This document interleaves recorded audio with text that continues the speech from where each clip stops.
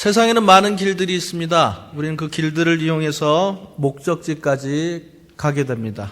여기서 예를 들어서 일본으로 간다고 하면 여러 가지 방법이 있겠지만 비행기를 타고 가는 방법도 아마 도시가 수십 개가 되니까 수십 가지 방법이 있을 것이고 배를 타고 갈 수도 있을 것입니다. 그리고 어떤 사람은 헤엄을 쳐서 대한해협을 건너기도 했었습니다.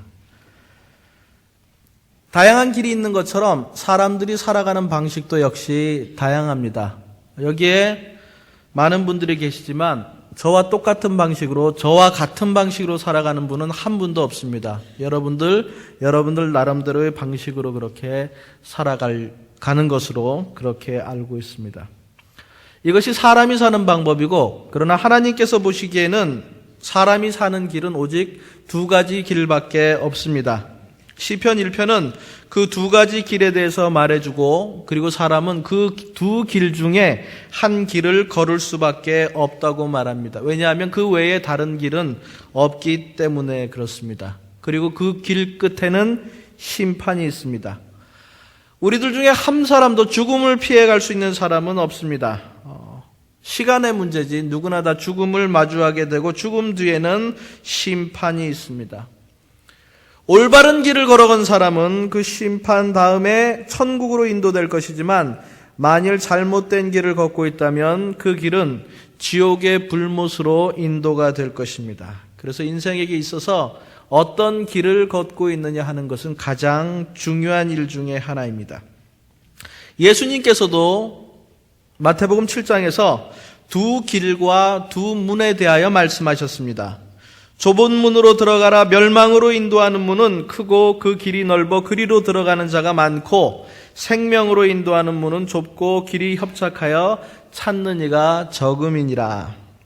같은 맥락에서 보면 세상에는 두 종류의 사람이 있습니다. 다른 종류의 사람은 없습니다.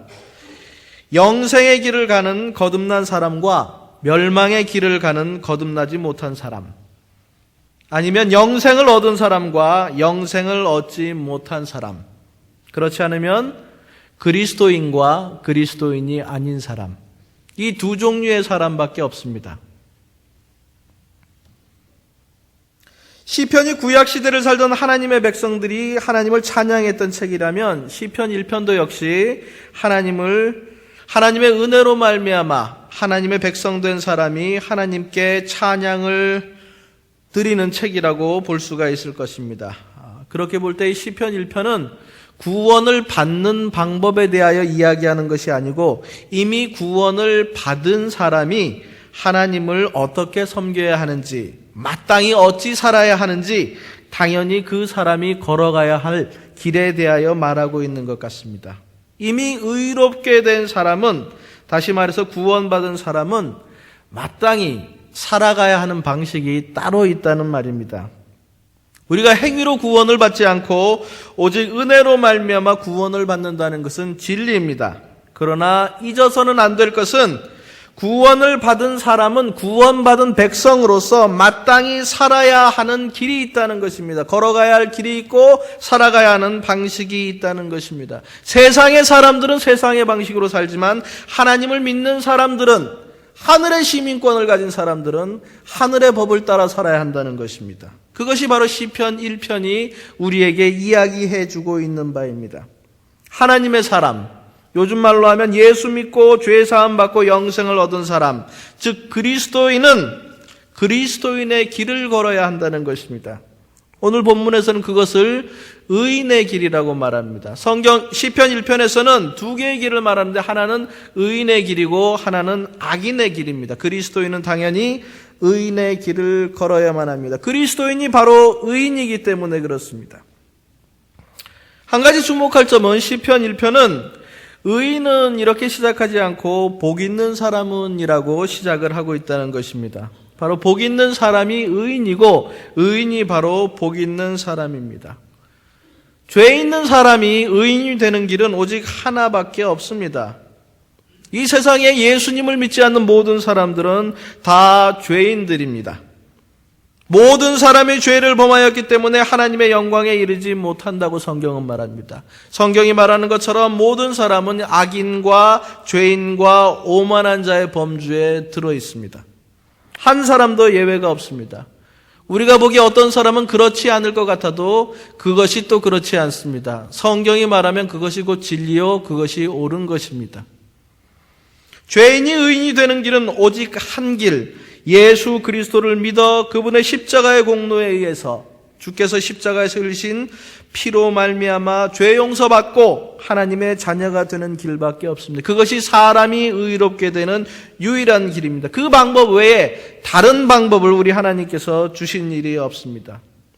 예수님을 믿고 구원을 받은 사람은 그가 누릴 수 있는 가장 큰 복을 받은 것입니다. 그보다 더 큰 복이 없습니다. 복은 받는다라는 말을 씁니다.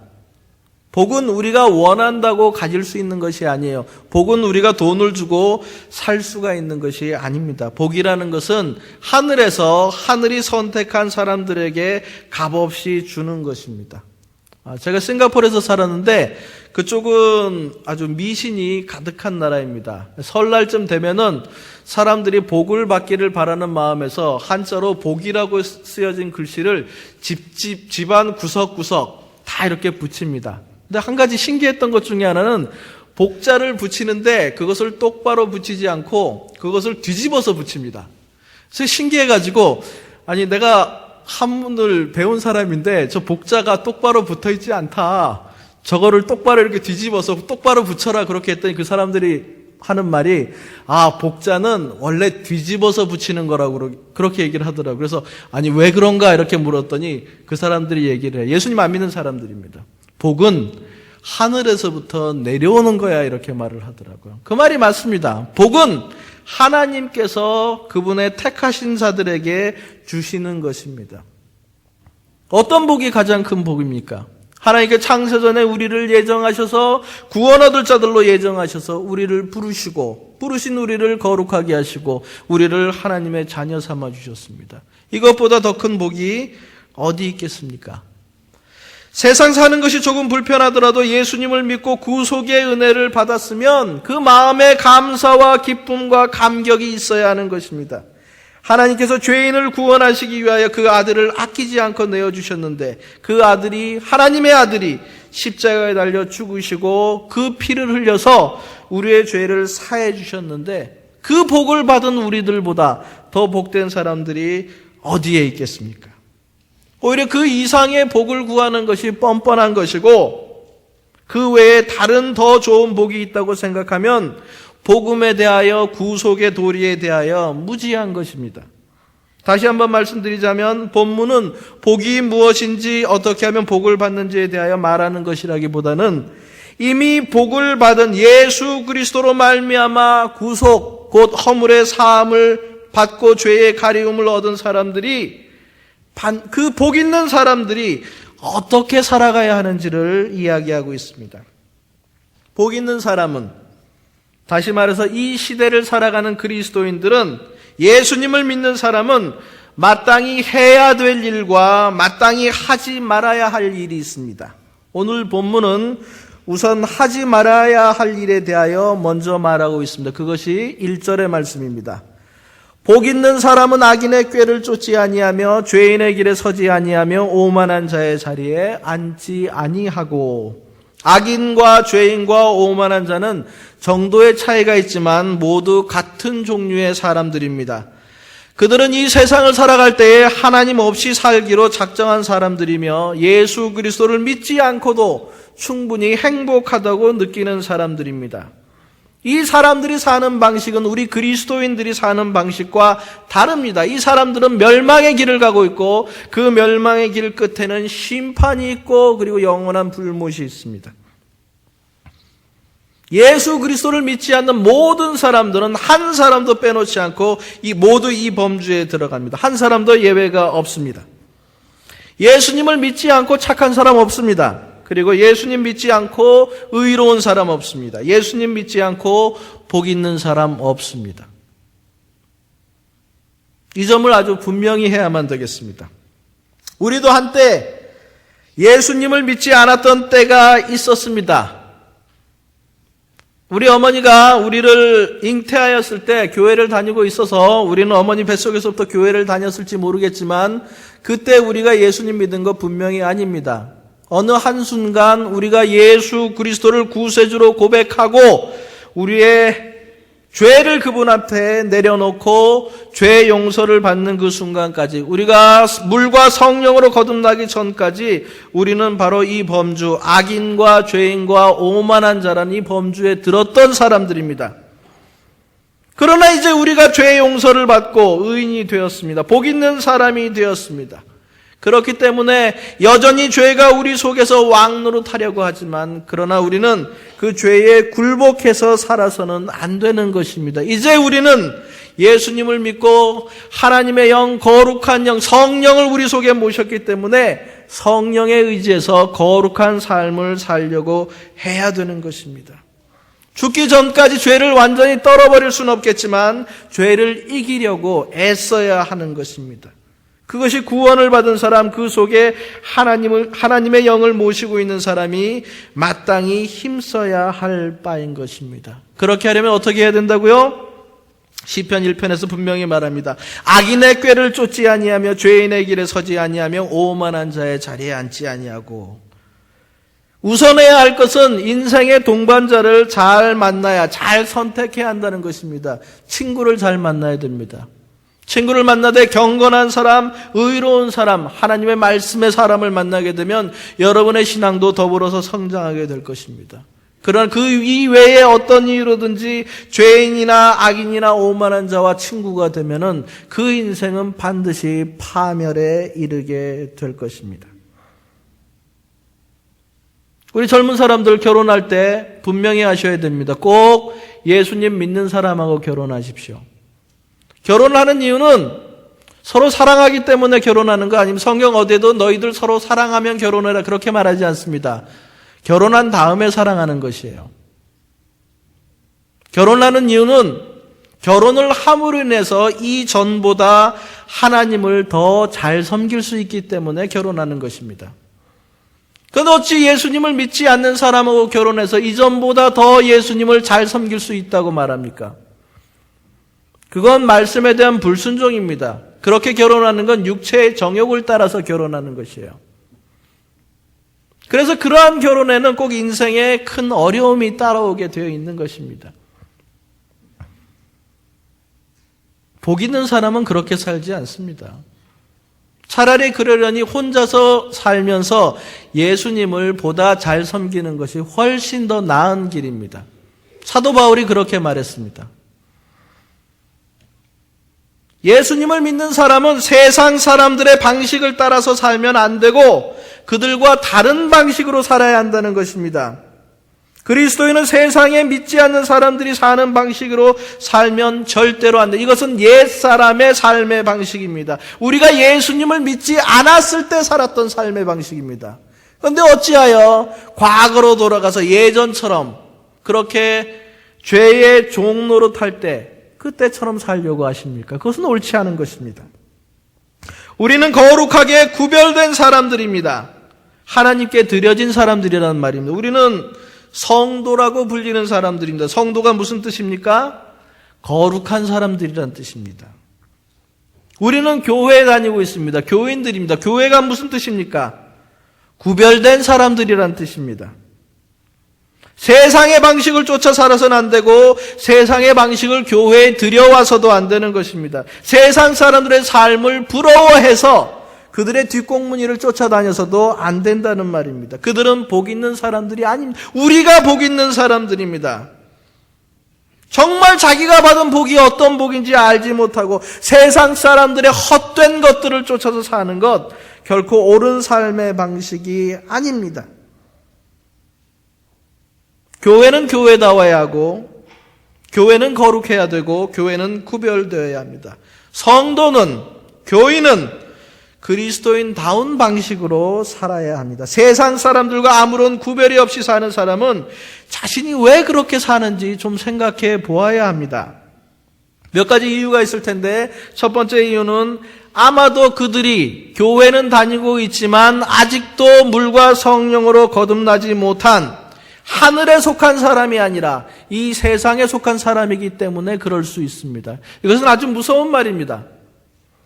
여러분들 교회를 다니면서 마음으로는 나는 교회를 다니니까 영원한 생명을 얻었을 거야 라고 죽을 때에도 평안히 죽을 수 있을지 모릅니다. 그러나 그것은 거짓입니다. 참으로 예수 그리스도를 구세주로 믿지 않은 사람은 결단코 하나님의 나라에 들어가지 못합니다.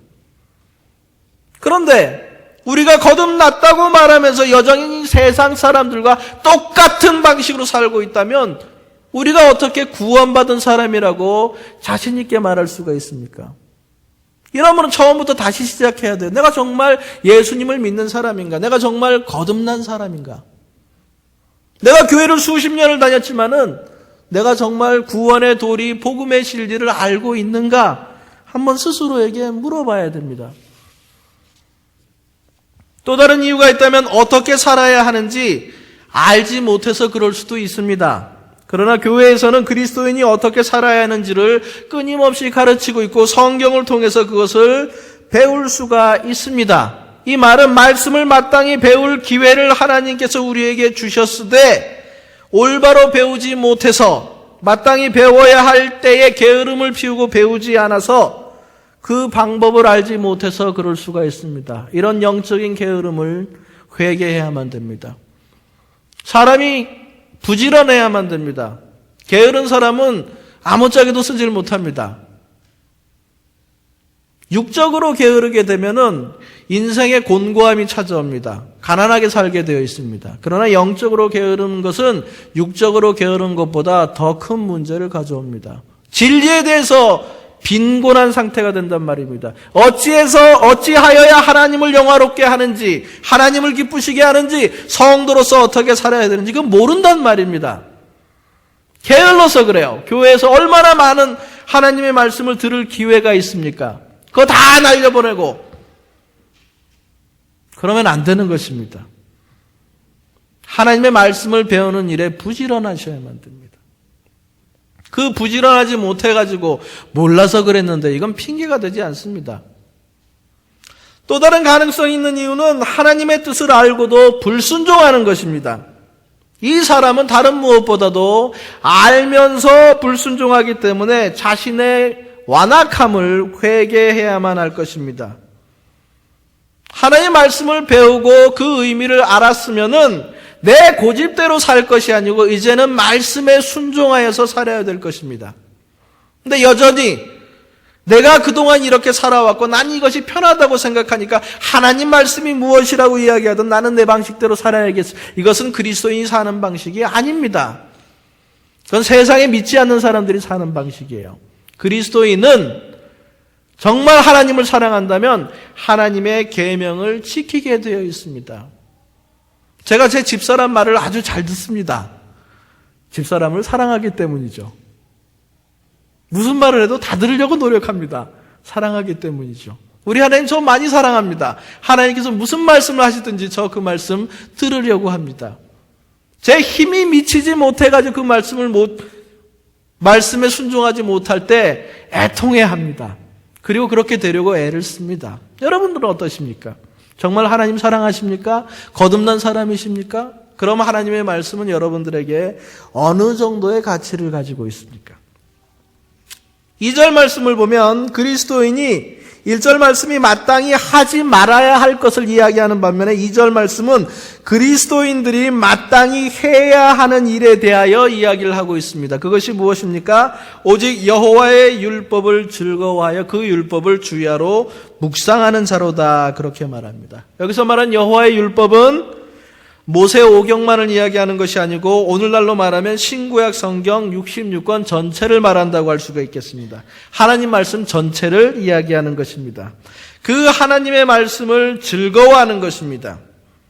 분명히 말씀드리고 싶은 것은 여기서 말하는 하나님 말씀은 성경 말씀 이외에 다른 경로를 통해서 오는 하나님의 말씀은 제외해야 된다는 것입니다. 혹시 꿈을 꾸셨는데 꿈에서 어떤 분이 나타나셔 막 얘기하면 그걸 하나님의 말씀으로 착각을 하셔서는 안 됩니다. 하나님 말씀은 성경에 있어요. 성경 밖에는 있지 않습니다. 그러니까 그건 그냥 꿈은 꿈이구나 이렇게 생각을 하셔야지.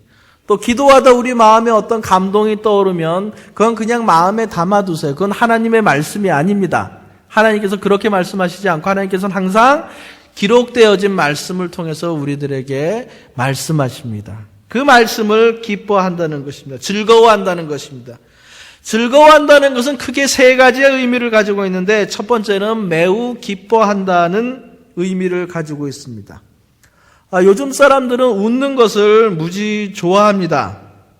예전에는 먹고 살기가 힘들어가지고 웃을 여유가 별로 없었습니다. 그래서 연세가 드신 분들을 보면 얼굴에 그 웃음이 별로 없어요. 조금 더 웃으셔도 돼요. 근데 요즘은 먹고 살 걱정이 별로 없으니까 다른 걱정을 합니다. 그 걱정이 뭐냐면 어떻게 하면 인생을 즐겁게 살까 하는 것입니다. 그래서 많이 웃으려고 해요. 우리가 생각하는 것 이상으로 그렇게 웃으려고 합니다. 그래서 그 사람들은 한 시간을 누가 나에게 웃음을 준다면 내가 돈을 얼마든지 낼 수 있다라는 생각을 가지고 있습니다. 근데 그것이 교회 내에서도 그런 비슷한 경향이 있습니다. 그래서 요즘 많은 교회들이 사람들에게 흥미거리를 제공해서 사람들을 끌어모으고 있습니다. 그리고 그렇게 하면 사람들이 많이 모입니다. 그것은 오늘날의 사람들의 정신 상태를 제대로 꿰뚫어 보고 있는 것이에요. 그것이 바르다라는 것은 아닙니다.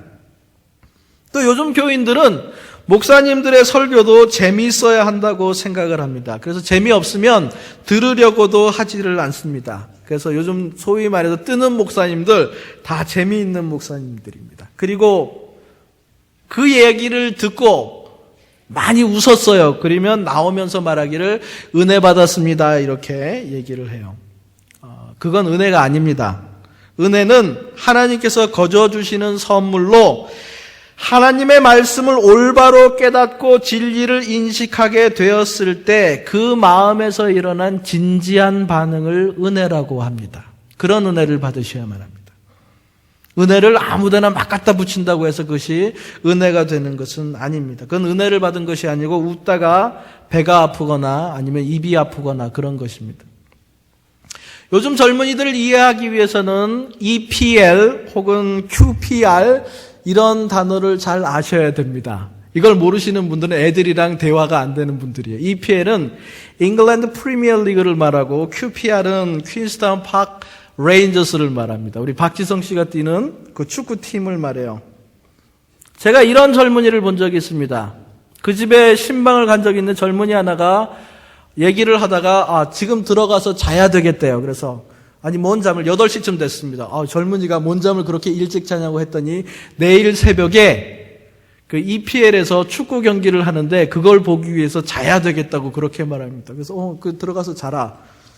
잤습니다. 그거 보고서 제가 생각을 많이 했습니다.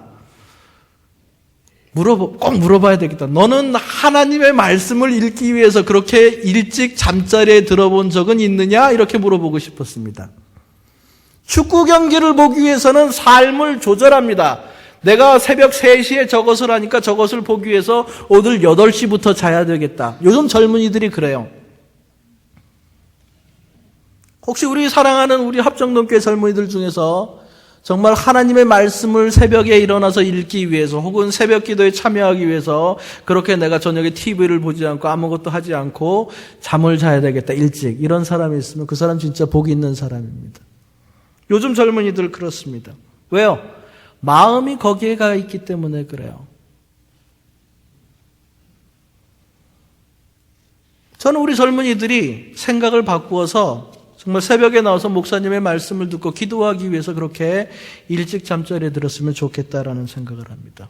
그건 나은 것이고 어떤 젊은이들은 아예 잠을 자지를 않습니다. 새벽 3시까지. 그리고 그 경기를 보고 잠을 자죠. 근데 문제는 그 축구 경기를 주일 새벽에 한다는 것입니다.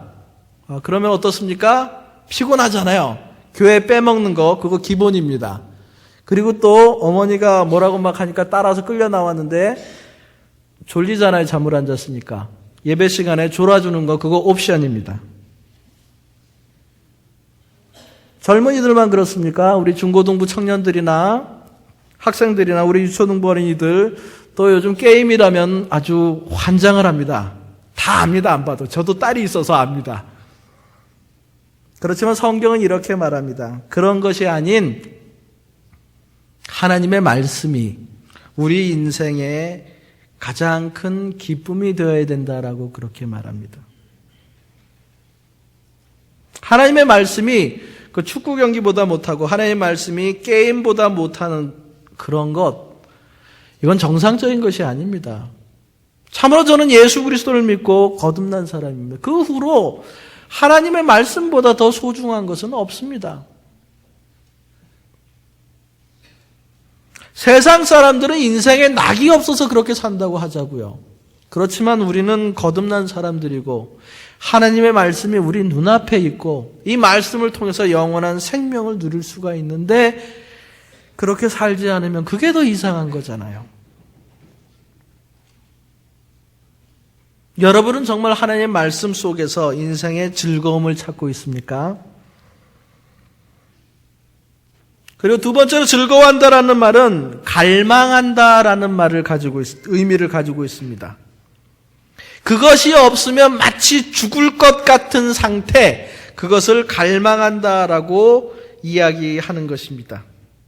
정말로 여러분들은 하나님 말씀이 없으면 죽을 것 같습니까? 오직 하나님 말씀만을 찾고 있습니까? 이 세대가 만족을 모르는 세대고 이 세대가 정말 갈증을 가진 세대입니다. 그것을 치유할 수 있는 유일한 길은 사실은 하나님 말씀밖에 없습니다. 하나님 말씀은 참 특별한 능력이 있어서 그 말씀이 사람을 구원하기도 하고 그 말씀이 사람에게 능력을 주고 사람으로 하여금 변화되도록 합니다. 여러분의 자녀를 변화시키는 가장 좋은 방법은 잔소리를 하는 것이 아닙니다. 애를 두드려 팬다고 애가 변화되지 않습니다. 욕한다고 되는 것이 아니에요. 아이와 함께, 여러분의 자녀와 함께 제발 부탁드리건대 앉아서 하나님의 말씀을 같이 읽으십시오. 그것이 그 자녀를 변화시키는 유일한 길입니다. 하나님 말씀 이외에 사람이 변화되는 방법이 없습니다. 참으로 우리가 진지한 마음으로 기도하면서 하나님 말씀을 읽고 묵상하고 연구하고 들으면 그 인생 변화되게 되어 있습니다. 근데 그 방법이 아닌 다른 방법으로 자꾸 일을 하려고 하니까 애들이 자꾸 엇나가게 되는 것입니다. 그러려면 부모님이 먼저 말씀을 읽으셔야 되고 말씀대로 사셔야만 됩니다. 그렇지 않으면 애들이 웃어요. 아유, 아빠는 그렇게 하지도 않으면서 우리 보고 그렇게 하라고 그러래. 저도 안 해요. 이렇게 한다고요. 그렇게 하시면 안 되고 먼저 하나님 말씀을 스스로 사모하고 기뻐하고 갈망하면서 그렇게 사시면 자녀도 그것을 따라가게 됩니다. 제 두 번째 딸은 좀 독특한 캐릭터를 가지고 있습니다. 아이가 유치원을 다니는데 싱가포르에서 어느 날 저에게 오더니 똑 부러지는 소리로 이야기합니다. 아빠, 저는 공부가 싫어요. 이렇게 얘기를 합니다. 그래서 할 수 없지. 그런데 분위기가 이상한 거면 집안 분위기가 아빠 공부 열심히 하죠. 엄마 공부 열심히 하죠. 언니 공부 열심히 하죠. 외할아버지 공부 열심히 하죠. 외할머니 열심히 하죠. 외삼촌도 공부 열심히 하죠. 그러니까 걔는 할 게 공부밖에 없는 줄 알아요. 그래서 지금은 시켜서 하는 것이 아니고 공부를 그렇게 열심히 하고 있습니다. 잘하는 거하고는 별개로. 자녀가 믿음 안에서 자라기를 원하시면은 여러분이 먼저 그렇게 환경을 만들어 주셔야 합니다. 여러분이 먼저 기도하고 여러분이 먼저 하나님의 말씀을 읽고 여러분이 먼저 말씀의 사람이 되셔야 합니다. 그리스도인은 하나님의 자녀로 태어나자마자 하나님의 말씀을 먹으려고 합니다. 아이가 태어나자마자 엄마의 젖을 찾고 우유를 찾는 것하고 똑같습니다. 그리스도인은 태어나자마자 하나님의 말씀을 먹어야만 살 수밖에 없습니다. 그래서 말씀을 갈망하는 것입니다. 그래서 내가 정상적인 그리스도인이라면 내가 예수 그리스도의 피로 말미암아 구속받은 하나님의 사람이라면 반드시 말씀을 읽으려고 하고 말씀을 배우려고 하고 말씀을 묵상하게 되어 있다는 것입니다. 그렇지 않다? 뭔가 문제가 있는 그리스도인입니다. 세 번째로 즐거워한다라는 말은 뜻한다 또는 목적한다라는 의미를 가지고 있습니다. 그것은 바로 하나님의 말씀을 알아가는 것을 인생의 목적으로 안다는 것입니다. 여러분의 인생의 목적은 무엇입니까? 우리 인생의 목적은 하나님을 영화롭게 하고 그를 영원토록 즐거워하는 것입니다. 그것의 첫걸음은 바로 하나님 말씀을 알아가는 것으로 시작됩니다. 우리 인생의 목적이 돈 많이 버는 것이 되어서는 안 된다는 것입니다. 또 부탁드리고 싶은 게 있는데 그것은 여러분이 복받은 사람으로 살아가고 또 여러분의 자녀들이 복받은 사람으로 살아가기를 원하신다면 제발 자녀들을 하나님 말씀을 들을 수 있도록 좀 해주셨으면 합니다. 저는 주일에 교회에 와서 하나님을 예배하는 것보다 더 중요한 일은 없다고 생각하는 사람입니다. 근데 요즘 가끔 우리 전도사님들과 같이 주일 아침이나 이렇게 돌아가게 되면 재미있는 현상을 많이 보게 됩니다. 집에 애가 있어요. 교회 가자 그러면 교회를 안 간다고 이야기를 합니다. 얘 집에 있으면서 왜 교회를 안 가니 그랬더니 학원에 가야 돼요 이렇게 얘기를 해요. 그래서 주일에 무슨 학원이니 이렇게 물어보니까 엄마가 학원을 가라고 했어요 이렇게 얘기를 하더라고요. 그래서는 안 돼요. 그 아이들도 하나님의 말씀을 들어야 돼요. 그 아이들도 예수님 믿고 거듭나야 되고 그 아이들도 복음을 통해서 진리를 통해서 새로운 생명을 얻어야 되잖아요. 그 아이들도 인생에 진정한 복을 받아 누려야 되지 않겠어요? 이건 자녀들을 멸망의 길로 내모는 겁니다, 부모가. 자녀들 좋은 대학 들어가면 다 될 것 같죠? 저는 오히려 좋은 대학 들어가서 망가진 사람들 많이 봤어요. 요즘 유행하는 게 강남 스타일 유행하잖아요. 10년 전에 강남 스타일이 있었어요. 어떤 건지 아세요? 어머니들이 고등학교 애들이 2학년이 되면은 아이들 보고 교회 가지 말라 그래요. 대학 들어갈 때까지 교회 가지 말고 대학 들어가면 교회 가라 이렇게 말합니다. 그래서 아이들이 처음에는 그러면 안 됩니다. 저 교회 가고 싶은데 엄마가 막 때려요. 교회 가지 말라고. 결국 애들이 교회를 못 가고 집에서 이제 공부를 하든지 학원을 열심히 다닙니다. 그리고 대학을 들어갔어요. 근데 이제 어머니가 이제 대학 들어갔으니 어떻게 해야 되겠어요? 다시 교회 가자. 근데 애가 교회를 안 간대요. 교회 안 갑니다. 그렇게. 엄마가 왜 안 갔냐 그랬더니 엄마가 나보고 전에 교회 가지 말라 그래서 내가 교회를 안 가봤더니 그것도 살만합디다.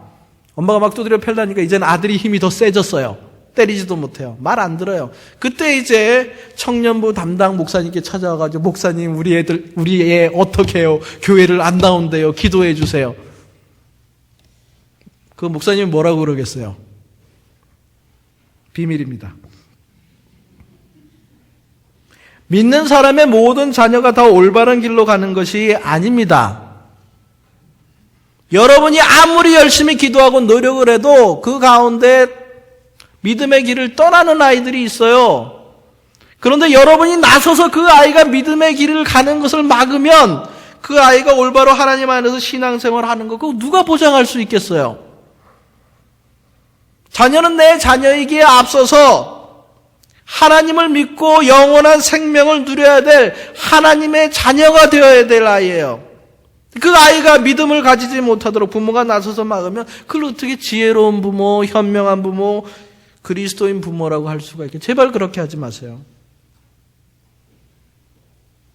할 수만 있으면 모든 예배에 자녀들 다 동행하세요. 전 염려가 되는 게 한 20, 30년 지나면 새벽 기도 드리는 젊은이가 없어질까 봐 걱정이 돼요. 새벽 기도라는 것은 어릴 때부터 훈련이 되지 않으면 나이 먹어서 갑자기 새벽 기도 할 수 없어요. 제가 지금 안타까운 게 집이 너무 멀어서 그 아이들을 데리고 새벽 기도를 못 나오는 게 참 마음이 많이 아파요. 할 수만 있으면 새벽 기도도 데리고 오시고 수요 기도에도 데리고 오시고 금요 기도에도 다 데리고 오세요. 아이들도 하나님 말씀 들어야 되잖아요. 왜 부모님만 하나님 말씀 자기 혼자만 좋으려고 그래요? 그러면 안 되잖아요. 어려서부터 신앙의 교육을 잘 받아야 커서도 신앙의 교육을 잘 받습니다. 근데 어려서는 네 맘대로 살고 커서 자 이제 교회 가라. 애들이 안 가요. 어려서부터 하나님 말씀을 대할 수 있도록 하시고 그리고 학생들 역시 또 목사님이 이런 말 하니까 죽었다. 이제 우리 엄마가 나 새벽 기도 끌고 가겠네. 뭐 이렇게 좋아서 그렇게 하는 거예요. 좋아서. 제가 아는 어떤 한 어린아이가 있었습니다. 초등학교 6학년 때 싱가포르에 있었을 때인데 그 부모는 믿음이 별로 좋지를 못했습니다. 그래서 주말만 되면은 골프장에를 가요. 근데 아이가 교회 학교를 다니면서 하나님 말씀을 배웠습니다. 근데 어느 날 아이가 마음에 결심을 한 거지. 초등학교 6학년짜리입니다. 엄마 아빠가 우리 내일 골프장 가자 그러자 어느 날 아이가 이렇게 얘기했습니다. 아빠, 저는 내일 주일이어서 교회를 갈래요. 골프장은 아빠 혼자 가세요. 그리고 그 아이는 계속 교회를 다녔어요. 아빠가 어떻게 하겠어요? 그래도 명색이 교회 집사인데 부끄럽다. 그리고서 그 생활을 청산을 하는 것이죠. 자녀들이 때로는 부모의 믿음이 본이 될 수도 있습니다. 그래서 부모님들이 너 오늘은 교회 가지 말고 학원 가라. 너 오늘 교회 가지 말고 공부해라. 이렇게 말하면 여러분들은 분명히 부모님들께 얘기해야 됩니다. 오늘은 주일이니 교회 가서 예배를 드려야 되겠습니다. 이렇게 꼭 대답을 하시기 바랍니다.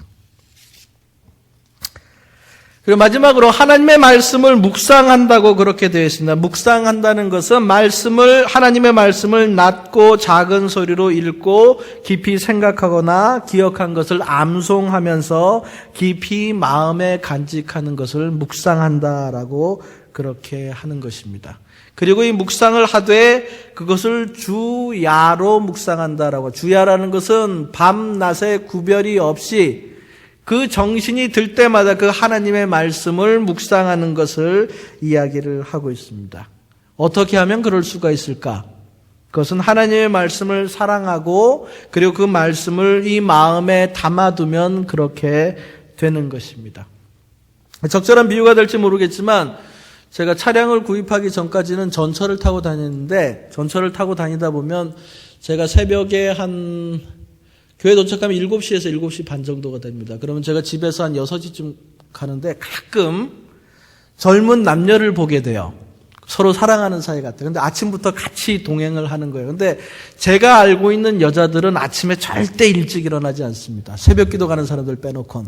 그런데도 여자애가 남자친구를 사귀게 되면 누가 시키지 않아도 아침에 일어나서 그렇게 화장까지 다 하고 남자친구랑 만나서 좋은 시간을 보내는 것을 보게 됩니다. 이유는 하나입니다.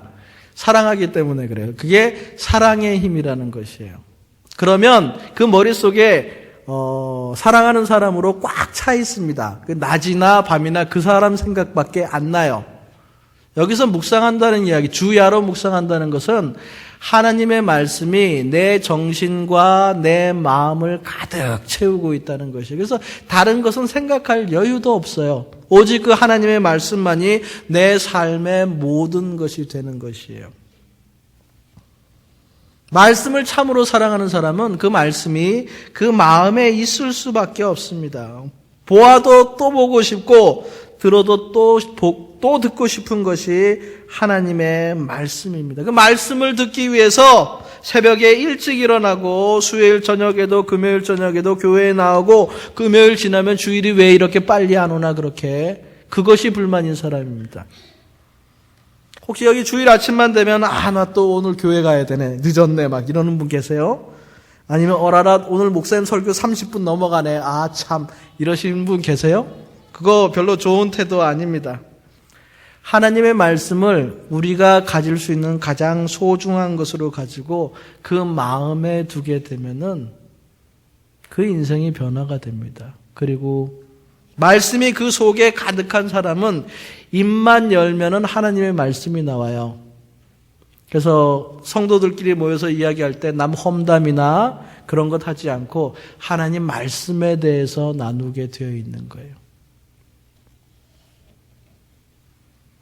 제가 말씀드리건대 장담하건대 우리가 그리스도인이라면은 이 세상에서 가장 재미있는 일이 바로 하나님의 말씀을 듣고 공부하는 일이라고 말씀드릴 수 있습니다. 저는 아직까지 그것보다 더 재미있는 일을 본 적이 없어요. 정말로요.